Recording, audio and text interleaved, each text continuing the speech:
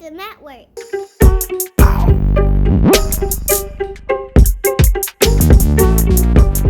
Wow, what's up, everybody? Once again, it's Brand Man Sean, and I'm back with another link up. And today I'm linking up with Circa from Indepreneur. Circa has an interesting story, man, because he used to be an artist, right? Well, he still is technically an artist, right?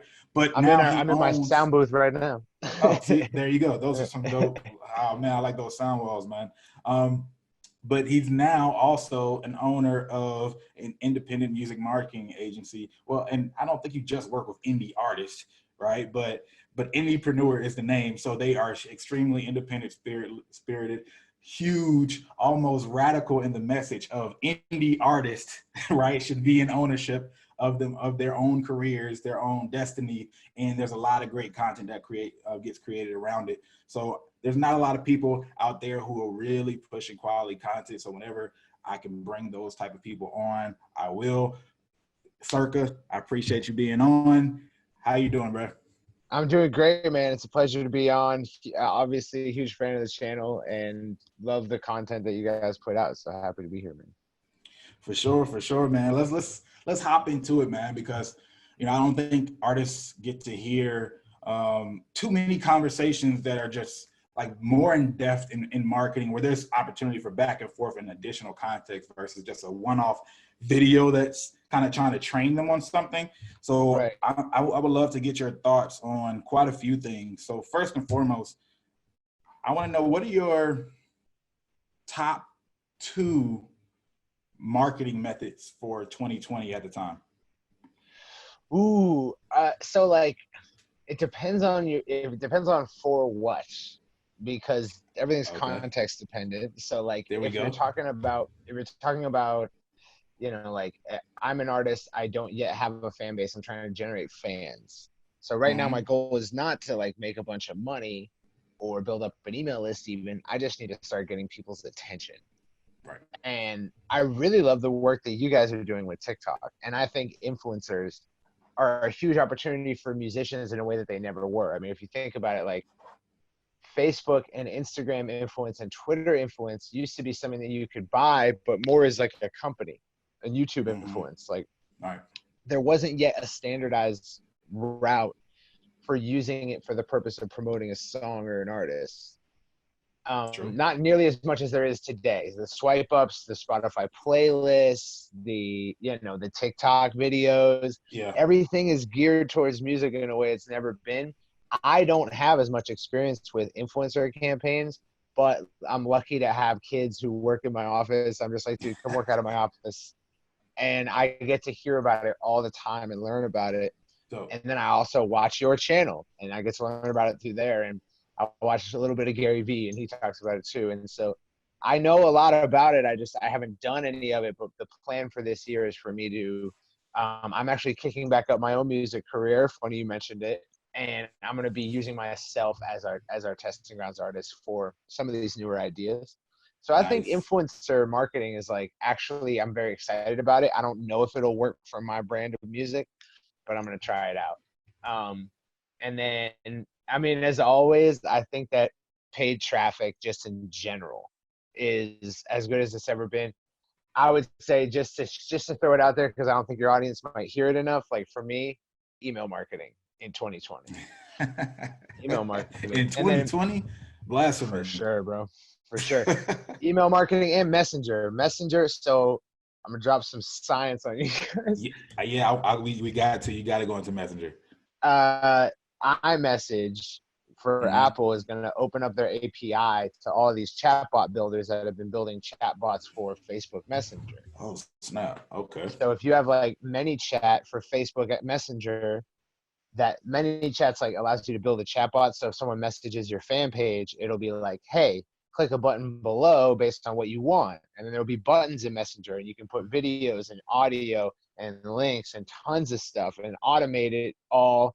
And then if they click a certain button, you can add tags and then talk to them later based on what they've already done with you. There's tons you can do. But Mm-hmm. now you're going to be able to do that with iMessage Okay. and in a crazier way, which is going to be, it's going to change the dynamic of all this text marketing you see artists dabbling in. I think a major problem is that us artists get like, people will take serious marketing tools for businesses, make a shittier version of it, add some kind of music name to it, Yeah. and then give it to us and be like, hey, you don't know anything. Buy this worse version of something that already exists, right? Yeah. And they've done that with text marketing a lot. They do it to celebrities too. But I think if iMessage becomes a chatbot thing, we're going to see that take a major hit, and you'll be able to do a lot cooler stuff than text marketing with that. So I'm excited about Messenger. And that's if you're just like, if you're in the process of building your initial fan base. So you're telling me, just to be clear on that, right? The Messenger thing, I'll be able to natively essentially interact with Apple users. Yeah. So, okay. So I'll walk through it actually. And then another thing is that Instagram and WhatsApp are going to merge with Facebook Messenger. So Instagram DMs are going to be part of Facebook Messenger. They're all going to be the same ecosystem, and they're going to be in a chatbot builder too. So you can build for Instagram DMs as well. So basically it's like, I could have, let's say you're coming to my show and there's some signage at the show where I'm going to give you half off at the merch table for certain items, or a free drink at the bar if you scan this thing. It can pop up in iMessage, or it'll pop up in Facebook Messenger, depending on what I put on this like scannable thing or a link or whatever. So when you type it into your phone or you scan it, it opens up a dynamic message that's like, hey, their name, because it pulls it right from iMessage. Right. And it says, I'm going to give you your coupon first. What's your email address, or like, what's your number if you want to get their text opt-in or whatever. And then it can say, here's your coupon code, or here's your, discount at the merch table.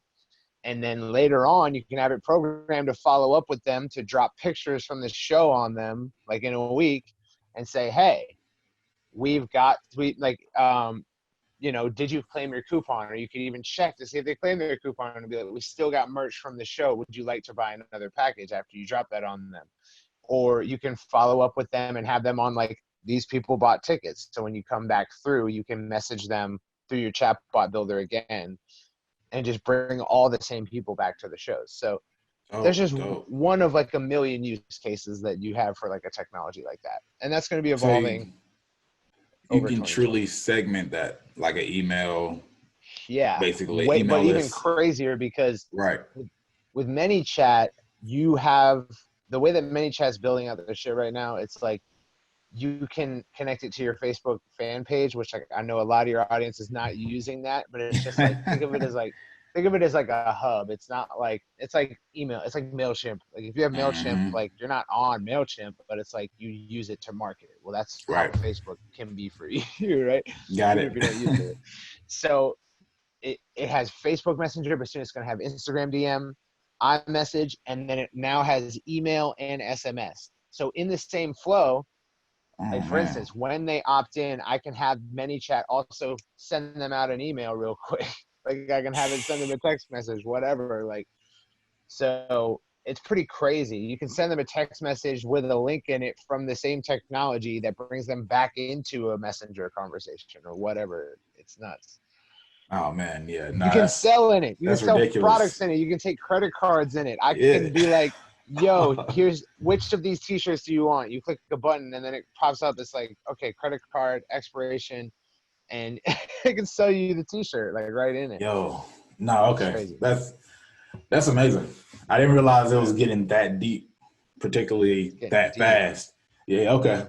I'm definitely gonna have to look into that more. Especially, I mean, I already know you're one of the main people I see. I know you, and there's one other guy who doesn't do anything online. He has like a zero online presence, literally. But like y'all are the only two people I know who really mess with Messenger heavily, right? And particularly for artists. So I'm excited to see, and I'll be tapped in to see as you cover some of that. I'm sure you will. What are your two? What are your two? Oh no, I'm saying the two people. You are one No, person. no, no, no, no. I mean, what Oh, are your two things you're most excited about? What are ah, your two methods for the 2020s? got it. So the first one is definitely influencer marketing and very specific to TikTok just because of the timing of it, because of the fact that I know that this opportunity, this window will not exist for long, right? It's always, it's going to continue to be relevant in its own way, but just knowing that this year, the cost of influencers is going to be different than shoot, even 6 months from now, right? Just Yeah. so the underpriced attention that happens to be on the platform right now, and just also the ability to understand what I consider to actually be just a completely different way of communication in some senses, right? I look at TikTok not just as another social media app. I look at it as a form of communication that's different than Instagram, that's different than TikTok, and different than Facebook, right? So at some point, to not even learn it and understand how to communicate effectively in that platform is going to be similar to people who say, yo, give me a phone call, stop texting me. But that Right. generation is like, no, text me. I just texted you, don't call me after I texted you. So Right. I'm really excited about just learning that different dynamic and all the small nuances that people don't necessarily give credit for off back, that just comes from getting into that process. You have to get your hands dirty. So I've been doing that so much. I'm excited about that outside of the results and all that stuff associated with it, because it is ridiculous to see pushing on one platform and without the strong ask that you might have in a Facebook ad, that you might have in a Instagram post or whatever. Without that strong ask, people are translating over into these other platforms. It's just really interesting to see them go from TikTok, Google search. Now they're trying to make it more integrated, and that's going to happen more and more over time. But up until now, really, I hear a song and I Google search it, or I Spotify search it and find Right. the song to listen to it or save it. That's been the behavior. So for people to jump over those, like those barriers and to get results, and for people to also, and as opposed to view, as opposed to like, as opposed to comment, right? An even stronger level of engagement, create a video to, all those things are just ridiculous to me, because photos are the DNA of Instagram. Message and news is the DNA of Twitter, but they've really made music the DNA of TikTok. So that just lends towards a lot of things towards our industry that we haven't seen before. Yeah, And that's it's just one. interesting. I mean, that's super interesting. I hear a lot of, so all the kids who talk about TikTok are also saying that, like, oh, the Instagram, the algorithm is weird now. I don't care as much about Instagram anymore. Like, all of a sudden they're The saying that. algorithm is weird because it doesn't give you the attention you want. That's why it's weird. Yo, and this is weird to me because we started getting serious about trying out some ideas about Instagram this year, and our engagement is through the roof. Like, because we focus on longer copy, Mm-hmm. more eye-catching visuals, and just putting that little bit of effort into it, it was a very noticeable difference. So I was surprised to hear them be like, or kids just aren't as excited about Instagram as they were last year. It's just not the quick fix that's being catered, man. It's It's not just the that cool natural. thing. Yeah. Yeah, like TikTok, they're literally, I mean, some people, they will literally push a button and give them extra energy for about 2 weeks just to give them a certain level of attention, and you'll see their stuff plateau. All right, that's one interesting part about TikTok. Outside of the algorithm, it's also human. I'm checking this out and I'm going to decide how viral this goes. There's a element of that TikTok doesn't try to hide, although some of this stuff exists on other platforms, but it's pretty much integrated to their core process. But I am definitely still pro Instagram in terms of just overall, right? I feel Yeah. like people should, if you're like an artist with 300 followers on Instagram and all you're doing is posting things and expecting organic, and your whole plan is, I just have time and I want to do organic, then you should probably do TikTok, right? And try to learn that, because your already Yeah. behind the curve, and you pretty much obviously have a lot of learning to do on Instagram. So you might as well just make that, it's going to be exponential results in this particular time frame on TikTok. But Instagram, I'm still excited about Instagram. Some Facebook, really, because I guess I still think of them as one when I just might start an advertising campaign.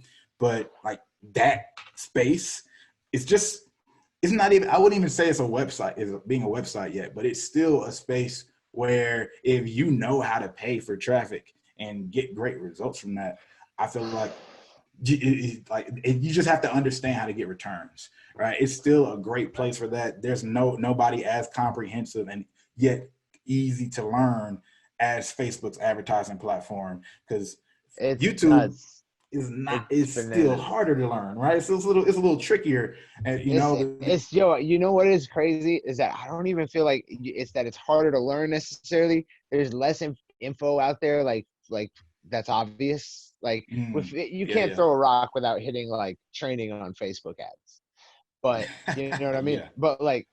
But there's not as much like obvious training on YouTube ads. That said, it's isn't the UI like weird? Like the UI is more weird, harder to understand. I feel like, even though the Facebook UI I'm sure looks like Braille to like at first, but it's not intuitive though. It's not. YouTube is it still isn't intuitive to me as long as I've been using it. There's just still some things where Facebook, I just don't. It's without just they don't going explain a whole lot to you about what's going on.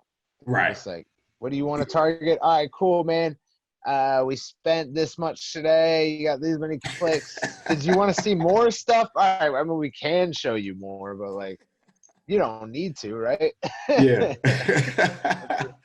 Yeah. I still get scarred sometimes just understanding that, like the placements, which when I first found out about it, was like, yo, this is so amazing. But the fact that you can have placements and still be shown outside of those placements still annoys me. It's also very confusing, like connecting, like taking a remarketing audience from Google Analytics and then putting it into a Google ad, and then like I'll run it and it won't get delivery because I set up the audience wrong. Yeah. It just sounds like beginner Facebook ads like problems for me. That's pretty much it, man. Out of those I wanted to tell you, because when you asked, I was like, well, it depends. Because if you're a beginner artist, here's what I recommend. But right now I'm running, our agency is running a set of Facebook and Instagram ads. I can't really talk about it that much yet. Campaign's not wrapped, and I'm not even sure to which degree I can talk about it, but I can give non-specifics and say that what we're selling is a collection of songs that won't be out on streaming, and it's all in physical media. The physical media costs $40 per, and we're going to Facebook ads, and we're not allowed to really write much copy. Like, the artist is very against using any copy. Wow. Like, we're just allowed to say who's on it. We're not allowed to play any of the record. We're not allowed to show the artist's faces or use press photos. We're not allowed to make our own creative, really. And we have to just work only with audiences and the offer, and like there's a few things we can tweak. We've sold like 200 grand in records so far, in like 2 weeks. So this is like an artist that's already has an audience, though, right? So no, they have no audience whatsoever is another thing, but the people who are on the record have a big audience. Okay. Yeah. That is interesting. Very interesting case. But when I think about something like that, and it's like, how do we sell this record? It's like, look, the only hope you have is A, stop limiting us from writing copy for this, but B, also Facebook ads and Instagram ads. There's no alternative that you have for a situation like that. Yeah. And so that's, like, because artists are like, our Facebook ad is really that good. It's like, yeah, I mean, everyone wants like a million different ways to get fans, but when it comes to turning music lovers with an offer that they're actually going to want into customers, Facebook advertising is so good. It's still so good. Before We're we move getting on, like, because I know you can't talk about it, but like, let me just make sure I'm hearing you correctly. yes, Artist doesn't have a name. There's artists with names on it. Cool. yes. But I can't use any music to sell the music, That no, right? everyone who's bought it hasn't heard any of it yet, Okay. and it's And not a full album either. But it costs $40. I can't write anything really to sell it, like to convince you to sell it. Not really. And We're not really allowed to use like adjectives. Like I think I tried to say like, all right, like these are some of the most celebrated like artists. Like, right. no.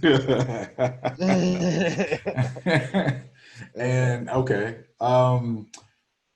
Album out. So obviously, is it a video though still? Because I know you're like I am, like very pro elite with video. Are you telling me this is just a picture of a freaking? I'm not even fucking with you. I was able to I took like a stock video of like, I don't even think I can mention what I took a stock video of because it reveals too much. But I took a Gotcha. stock video from like a stock video site, and then I made it black and white, and it's like a 15-second loop, and it has nothing to do with the artist or the artists that are on it or the musical genre.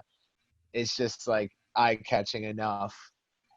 And we're allowed to use like the album cover, but it has a shitload of text on it. So we, it doesn't get much delivery because it breaks the 20% text rule. Okay. So that means. But somehow we've been able to pull out like $10 conversions on a $40 offer. So it's already like 4xing. At one point it was 8xing. Like, it's nuts. So these have to be some good ass artists. This is just good artists. Fire artists. They're so good. They're some of my favorite artists of all time. Okay, it's the artist and it's great targeting. That's what it comes down to. Facebook ads targeting, yeah, for sure. Facebook ads targeting. Oh, and the offer is limited, so it's also the scarcity aspect. Cool, man. Yeah. I love it. It's crazy, and so the only reason I say that is to say that once you have a name recognition thing going on, it's easy. The reason that music is ever worth it to market or have as a career is this, because you can't take an e-commerce product and go out to cold traffic and spend, like $3,000 across a week and make a 4x return. Like, that's not common. It takes a lot of preparation to get to something like that. They came to us a week before this offer went live, and they're getting this result. And it's because of that love that people have for the artists that they are seeing and they do recognize. And so it's like, that's where the money is in music, is like, if you have a name, you have all these people who recognize you, it is the easiest thing to sell out of all things you could sell. Building the brand in the first place, which is the part that so many people struggle with. So, all right. Yeah. Tell me, let's get back a little bit then to actually, before I get to that, what are some issues that you feel that you find when artists are running their campaigns? Like you run into a lot of artists who are asking questions and things like that, but I'm talking about not even tactical, but more so the habits, like bad habits and just philosophy that keeps artists from understanding this is how you're supposed to be thinking to actually run a campaign. And once you understand this way of thinking, then you can learn Facebook ads, you can learn YouTube ads and execute them, right? And not just watch a course, but actually execute it.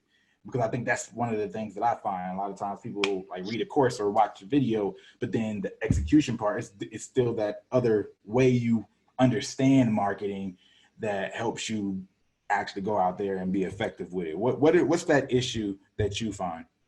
Yeah, so I was just talking about this with someone today, but a big thing is like, a lot of people get sold a course that they're supposed to take in a month period, and they're supposed to enable like an active strategy, and then they're supposed to get this result, and that result is supposed to solve every existential woe that they have about their music career, and it never works. Yeah. It's never going to happen. And Yeah. so people are used to a marketing promise of, look, try this out for a month. If it doesn't make you super happy, then, you know, it didn't work and you get your money back or something like that. But they're used to like, try this, and if it doesn't work, it's a failed idea. And so move on to the next idea and try it for a month. It's like, no. All these things, most of these things work, but your time frames are off. Most of these things work. Like go pick a marketing course. It fucking works. Like seriously, like go pay $1,000 for a marketing course out there for one of these marketing gurus. It works. Is it worth $1,000? Probably not. But it works. You know what I mean? Yeah. It works. And so it's usually not the course. It's usually not the strategy, because the people who sold you the course are smart enough about marketing to have used marketing to sell you a course. So they know what they're talking about to a degree, at least to some degree, but they're making a marketing promise that's invalid, which is, I think the marketing promise should always be, if you come take this course and you decide now is when I activate and I begin my life of trying my ass off at this thing, this is when I start, this is hardworking me all of a sudden, this is how I'm going to live the rest of my life, and you dig in and you keep doing what they're telling you to do, and you tweak it and you dial it to your situation until you get it right, and then you scale it and you realize what's wrong with that, and then you reinvent it, and then you come back, and you will succeed at that. But you'll never succeed at taking a month-long course, pulling a rabbit out of a hat, and now all of your problems are solved. It's never going to work. So I think the marketing promise is off. I think that's the people expect that if a system doesn't work after they give it a solid 2-month shot, that the system's wrong. It's like, no, the time frame's wrong. You have 3 years of hard ass work before you're anywhere where you can kind of look down and be like, oh shit, I'm pretty high up now, you know? No, man, I think you nailed that, man, because I actually had a talk with, it was on the podcast. We started this podcast called Music Mavericks that we've been testing it. We haven't even officially launched it yet. But one of the conversations was just the fact, inspired from an artist that I had spoken to, was the fact that not only did it take me a while to realize that, hey, most of these artists and just people in general, but artists specifically, are not running their campaigns long enough, right? But then also a lot of people aren't even preparing long enough, like the amount of assets and things that can go into it to even have a full campaign. You don't even have enough content to have a full scale campaign or rollout. And it takes months sometimes for these people who don't already have a system that you like already have my graphic designer. Like, so some of you should be spending 3-4 months probably planning out a campaign. Right. I think so. To go back to your original question, because the reason I kind of went through that diatribe is that, like, to explain to you that a campaign-based approach is a one-off thing.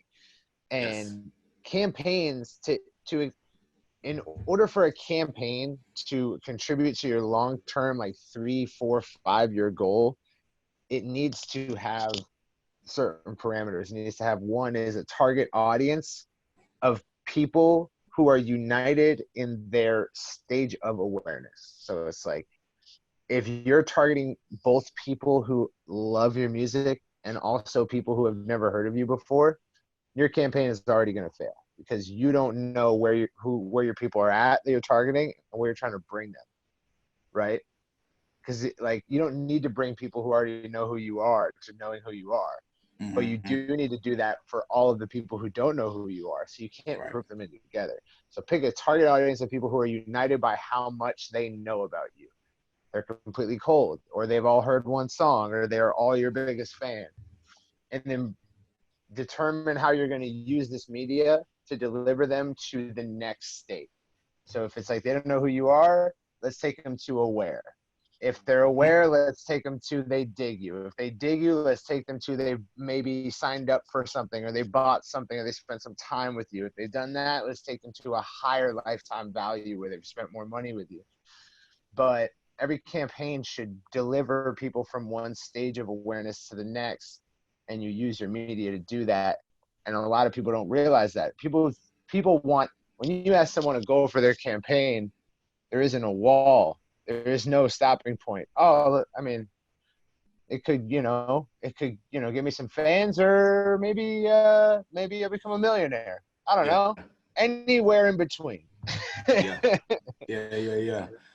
You need to have an objective outside of the objective that Facebook makes you select, basically. Like, what is your key performance indicator? That's what it comes down to. Like, what's that next level? Because you're right. I feel like so many people will start a campaign, and every single time I market a song, my goal is fans. And that can't be your goal, right? Because who are you talking to in the first place? And it doesn't even make sense if someone who isn't even aware of me to become a fan. Is it possible? It's completely possible. But the artists that I have more ongoing relationships, so they understand enough about their just the marketing stack, or artists who have just been doing so much. And when we finally have our conversation, you can just tell they understand. It'll be very specific on what they're asking for when they might come to me, or when I'm just advising them and they're doing their own thing. It's like, oh yeah, I'm just trying to, this is more of a PR thing, or just build an additional, more fluff side of awareness. And this right here is, I want to get people exposed to it in the first place, and then I'll retarget them later down the road for this next thing. This thing is just about the merch. It's not about my music this time, right? Like they understand, and you're not hoping for all of these things in one. So that's a great point. I'm glad you said that. Also, recurring content is huge, because a lot of beginner artists are doing campaign after campaign trying to get new fans, and those new fans, once they become new fans, they're just waiting around for the next time that you have a single. And a lot of them don't wait around. A lot of them forget that you exist. And you could stop that if you had something that they can expect. Like I use the example of, like, every week I open up HBO to watch my new show, Avenue 5, right? It's going to come out every Saturday. I know that now. HBO let me know. So I'm going to come back every Sunday and watch it, because it's now on HBO Go. And I'm going to do that till the season's over. All they had to do was make me aware that it was on Saturdays, and now they've instantiated a behavioral pattern, and they don't have to market to me further, because I'm going to take the user action to access the content. So the second that someone becomes aware of you, do you have signage in place? Do you even have the content to say, come back to Instagram or come back to YouTube every Friday, every Wednesday? I'm going to drop this. Do you have that in place? Because if not, probably more people are losing interest than otherwise would have to. So you got a leaky bucket. A leaky bucket. I always like that term because it's just so visual for me. Yeah, it's an easy one to get. People are like, oh, fuck. I need to plug the hole in my bucket. Now, it's funny that you say that, because I've actually been on that even personally for my own content more lately over the past few months. Like, we have one piece of content that drops. It's only on the first of every month, right? And we knew we were going to do it once a month. And I was like, well, because of the fact it's only once a month, and to make sure people know when to find it, it can't be random. We have to do it on a specific day, right? So, and just to remember, and just the results and the repeat from that, even though it's only once a month, it's a spar period. It's not, I'm dropping 5 pieces of content a day in your face. It's not even that, right? But to let them know, hey, first of the month, very easy to remember. We do an email. We do an email on the first of the month, and we do a video on the first of the month for that piece of content.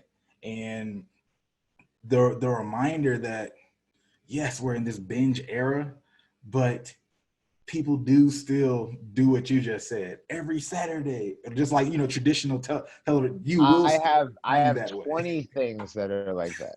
Chris D'Elia's podcast, Fighter and the Kid, Joe Rogan. I mean, if it pops up and I have a way to get it, and I know when it's coming. Yeah. Yeah. Like, So I love the concept of what you just said. And it's so simple. Training your audience, right? That's what it comes down to. Now, are there any other ways outside of, hey, I'm going to do X on X day, or you can find X on X platform? What are some other ways when it comes to training an audience that you might have utilized or even just, have a thesis on? Yeah, I mean, instantiating behavior patterns is a huge part of building a business and marketing. So Yep. like when you're building an email list, typically a very common piece of advice from email marketers is in your emails, like automation sequence, when someone joins your email list, like the set of emails they get automatically right thereafter. The first thing you should do is, first of all, get them to whitelist your emails so they come through. But second of all, let them know the title of your next email, or open a loop that they know in their mind, okay, the next email I'm going to be looking out for because it has this in it, right? So they're instantiating a behavior pattern. And then maybe before that email closes, they're really good. They'll get you to click a link over to a social media site. just to get you in the habit of clicking a link in an email from them. So right there, they've said, open my emails when they come in because something good is inside, and click links in my emails. You're already doing it. And they probably give you something cool when you click that first link, just to make it like a positive experience. Dopamine floods whatever neurons were used in that action and reinforces the pattern in your brain chemistry, right? So like that's a common thing is instantiating behavior patterns. But really, to make it sound far less nefarious and complicated, people do what you tell them to or ask them to, right? If you ask someone to do it, they're much more likely to do it than if you never ask. So ask. And there's so many studies on that. Yeah. It's common sense. It's like most people want their audience to do something that they're unwilling to ask them to do. And it's like, yo, if you're unwilling to ask them, why would they be willing to do it? You know? Why do you think that is? Why do you think so many people are afraid to ask? People are too cool for fucking school, man. They think they're too cool for school. They think that like it's uncool to ask. They think it's I mean, a lot of people think it's uncool to market themselves. A lot of people think that. A lot of people have these weird preconceptions about what their brand is, and they fail to look at the people they admire and ask themselves if their standard that they're holding themselves to is exemplified in the behavior of that person that they admire their come up. Because it probably isn't. It probably is that person they admire their come up, they're doing a collab with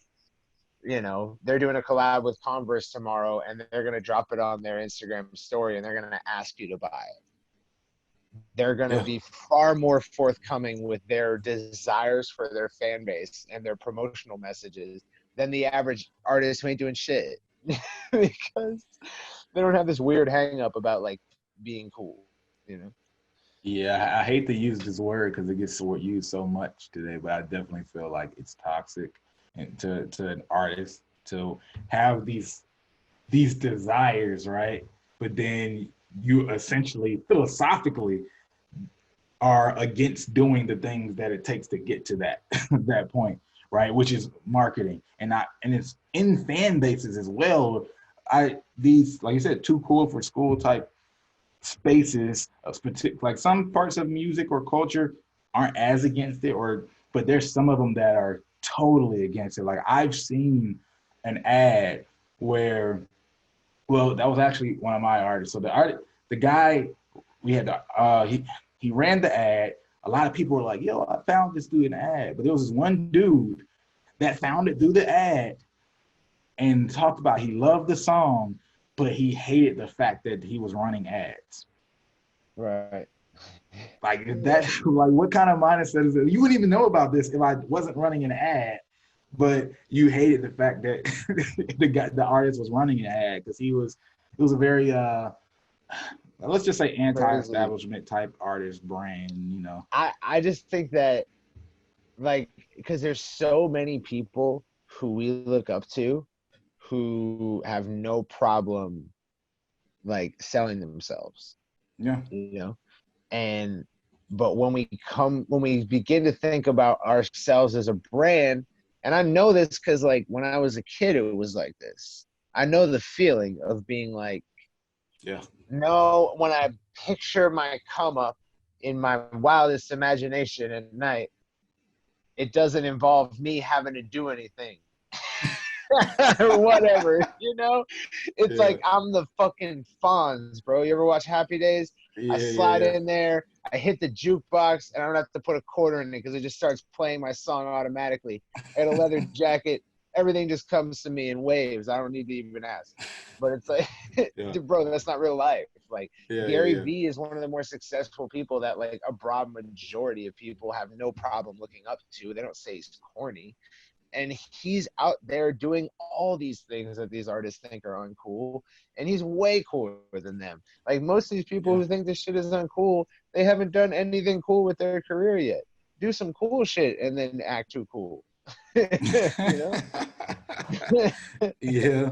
And Yeah. I could definitely say I understand it to an extent just because of some of my younger years, as you said. But I know exactly what it you're is. like, Yeah. and the sad part is a lot of it is really kind of justifying some of your own discomforts and insecurities to a point, as opposed to, you know, just doing the work. But if you think logically enough, you'll just realize, yo, this doesn't make sense. There's no It way doesn't make any I'll get to sense. my Like, look goal. at anybody that you actually like feel they're cool, and you'll see that this rule doesn't hold. Yeah. Go look at their social. Yeah. You ever seen Mike Epps' first big special? He says, I don't know if you like Mike Epps as a comedian, but Nah, I think I he's definitely hilarious. know him. I was just waiting to see what quote you were going to. He said he said that he's talking about he was like the worst pimp in the world because Oh, it's like yeah. the girls were lazy, and he said they were like, we want to go on vacation. He was like, well, bitch, make some money first, and then we can do all of that. That's how I feel about these people who are like, I don't want to have to do this Instagram story. It's not cool, you know? It's like, Yeah. bro, make some money first, and then we can do all that cool shit. Yeah. No, that's real, man, and especially using Gary Vee as an example, because nobody sells themselves as much as Gary Vee these days. Bro, look at And Will Smith. Look at The Rock. Look at like all these. Look at Kevin Hart, bro. Oh my God. Kevin Hart everywhere. has no problem asking you to go check this out on Instagram or go buy this or go see his new movie. None Yeah. of these people have a problem with it. None of them have Yeah. hangups about it. And they're not cool. You know? But how do you, like, to be fair on the other side, all right? How do you get yourself seen, or how do you communicate and really get them attached to your brand without feeling like you're begging? I don't know. Maybe that's what some people are trying to avoid. I think that I'm trying to word it and empathize, you know? bad salespeople feel like they're begging. Good salespeople Mm, know that they're selling. So like, mm, you know, if you're a bad salesperson, like, you know, there's training for that. Like you can become better. got you. I see That's how it. I feel about it. Like Yeah. because I don't know, like it's just crazy that like these there are like there's parts of the culture that respect it. There's parts of the culture that respect salesmanship and 100%. hustle, you know what I mean, and know how to do Mm-hmm. all that. But Yep. yeah, man, I just feel like a lot of people feel like maybe like insecure about asking people to take the action that they actually wanted them to take, you know? Nah, I get it, man. I think, like, to me, when it comes to sales, one thing I always resort back to it. I can't remember the first person I've heard say it, but it's common in salesmanship where they just basically lead back to the fact that, like, if you believe in the product, why would you not tell somebody about it? Yo, That that's simple. actually, I just posted on my Facebook like the other day. I Really? posted like, I posted like, here, I'm gonna change my mic. Oh, about that. So yeah, Oh, I posted good. Facebook the other day. I was like, there's nothing more annoying than a salesperson who lacks confidence because they're just wasting your time. It's so annoying. So it's believe in your product. Salespeople who don't believe in their product lack confidence and they waste your time and they're annoying and they're clumsy and they fumble the ball while they're talking to you. And of course, the person is salesy because they don't actually believe what they're saying to you. So if you're not confident in the music, go back and work on the music, but don't blame it on sales as a concept. You know what I mean? Got you. Yeah, 100%, man. Okay. Well, I want to shift it before we hop off, man. Give me a few approaches. You alluded to email marketing earlier. What are, I don't even want to, I was going to say three things that's blog style. Like what, how, but becoming successful at, like in terms of email campaigns, what's the basic setup look like to you, like the infrastructure of success for it? For email marketing? Yeah, and is there any difference between like email marketing for like any product, all these products? How, like, what's the big difference between all these products and all that stuff, and how an artist would do it on email? Okay, so if you're an e-commerce person, you sell a product, you have like a widget or whatever, you sell a solution to a problem, then your goal is to create a free, smaller version of the solution that you can then say, hey, I can prove to you that I know how to solve your problem by giving you this little piece of the solution. You'll see the quality of what I do, and it's free, and so you want it. But it also gives me a platform to talk to you because you have to give me your email address to deliver you the little piece of the solution, a coupon, a free PDF, or whatever. It's called a lead magnet in digital marketing for those of you out there who don't know that. And so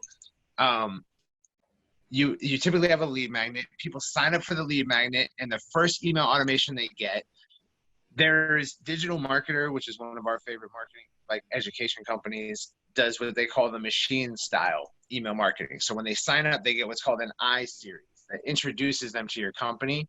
It says, hey, welcome. Here's what you can expect. I'm going to give you some free of my best content for signing up, and delivers that over like the first week.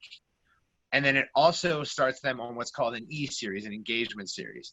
And it delivers, it says, here's your thing that you signed up for.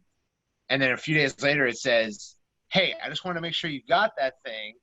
While we're at it, I also wanted to give you an exclusive offer on like the first step of actually paying me to solve your problem, spending some money to get a solution. Because I already gave you the free solution. You saw how dope that was. Here's an exclusive discount on the first paid solution, right? And if they take that, they go into what's called an A series, which is here's that. And then later on down the line, here's a more like the core offer, like the main thing that I do. And if you want that, that's cool. If not, no harm, no foul. But this way, you're onboarding them incrementally to higher tiers of purchase. And there's other shit in there. If they don't buy on the E series or the A series, they go into segmentation where you're just sending them content over and over and over again, free content, until one day they're ready for an offer that they want to take. Got you. Now, for musicians, you can't actually do this until you have enough of a warm audience of people who dig your shit that people want to sign up for something. Like you can't just go out to cold traffic and be like, I've got free songs, sign up for them. No one gives a shit. Right? So you have to build up your audience to the point where you have a sizable fan base going. I would say that you want, on your socials, if you're not above that 10K on Instagram, or if you're not at a significant amount of monthly listeners on Spotify or on Facebook, if you don't have like 10K or above, like you still probably have some work to do because you're not talking to people every day who you don't know who dig your shit. But once you're at that level, then you can start saying, hey, I've got an exclusive set of songs, or I've got this exclusive thing you can only get by signing up for my email list. And then you can do the exact same thing I just described. And that's like, literally, that's why all of these companies say that email marketing is their most profitable form of marketing. And that for every dollar they spend into email marketing, they get $22 back. Yep. It used to be 40, now it's 22. But I mean, some estimates still have it up as high as 30. So it's the most profitable form of marketing. Most people don't believe that, but they're wrong. Well, email takes work, right? Learning copy is a whole nother thing in itself. Yeah, it's true. Yeah, you gotta be able to copy. Most people think you can have one email, they don't do the amount of emails, right? To tell you that it takes to actually lead up in each email having a specific, we have part of the cadence. Yeah, like our company Indepreneur has about 8 different pre-programmed automation sequences that are all comprised of like 3 to 4 emails in each automation sequence. Yep. And a set of triggers and stuff that like routes you so that you get the right automations depending on where you're at. So there's a lot to it, but it doesn't take much to get started. And the thing about email is that people don't know that you can send out an offer to like your little list of 2,000 people and generate like $2,000 in a day. Yep. You know what I mean? Like that's yeah. The purchaser list that we're building with that campaign I told you about earlier. That purchaser list, when this artist drops another project, he's got 5,000 buyers already. Yeah, and there's gonna be more. So if he can send one email to these 5,000 buyers and probably get 50 to 100 orders. That's, if you're selling a $40 product, that's like what? That's $4,000 for sending an email or whatever, Mm-hmm. So that's pretty crazy. It's beautiful. It's beautiful. Yeah. I love that. How do you, without getting too deep into kind of what you just said, from a general standpoint, how do you justify email today when there's so much, I don't want propaganda against it when we talk about, hey, text messages have so much higher of an open rate, or, Messenger is coming and it has this open rate. How do you justify the lower open rate, which they aren't all the same, right? Of emails. Yeah. So with emails, you're going to get a higher volume. You can run it at a higher volume without running into issues like people getting pissed off. There's more unsettled issues with deliverability of text, and there's not as much you can do with a text message. That said, we're able to, you can probably generate the same amount of money off of Messenger, but it's a completely different conversational style. I can bombard you with emails and never piss you off because you just ignore emails that you don't read. Yeah. You don't keep a running tally of them and then go, this is number 40 that I didn't read. I'm pissed now. You just don't read it. And then eventually one day you read one and you're like, this is sick. I'm going to go do that. And you can actually recycle your emails, because if they don't read it, you can have a trigger to just send the same email back. Yeah, it's also not the best thing in the world that everyone answers their text messages, because I do not expect X, Y, and Z company to text me. And when I do, like, I'm a marketer and I still might get pissed off. I still might be like, yo, I'm having dinner right now, bro. I'm not going to go watch your video. Yeah. I actually, oh man, I love Gary Vee, but I got into his community because that app. So I texted a number just to get an idea, like research. Let me see how he's using it. And for me personally, I was like, man, all right, Gary, I'm gonna have to get up off of this, because I was actually more selfishly, maybe not thinking about some of his fan base at large. I was looking for maybe some more content like he has, but maybe more specific or maybe more marketer driven. But a lot of it would be like, you're amazing, you're awesome, you know, love yourself. Just know you. It's like, okay, it's more of the motivational Gary. But if that was text message, I would probably, I mean, if that was email, I probably wouldn't have deleted it yet. But the fact that it was text message, like to your point, it's like, you know, let me go ahead and exit out of this.